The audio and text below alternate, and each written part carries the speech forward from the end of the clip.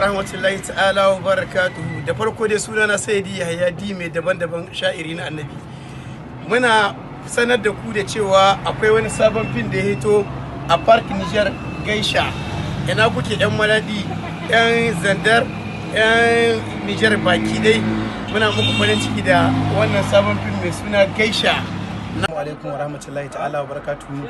Al'umma Afirka baki da al'ummar Niger, Nigeria, Kamaru, Chad, Benin, Togo da ma duk inda harshen Hausa da Zabarmanci da Faransanci da Turanci da Larabci yake zuwa, muna yi muku albishir, muna sanar da ku cewa nesa ta zo kusa.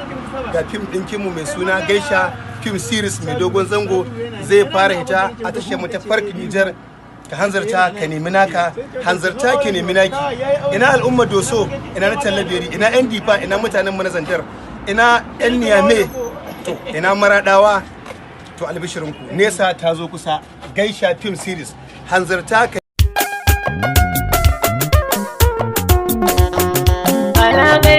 Najeriya da Nijar ta yi domin har kullum ci gaban muna da faɗi.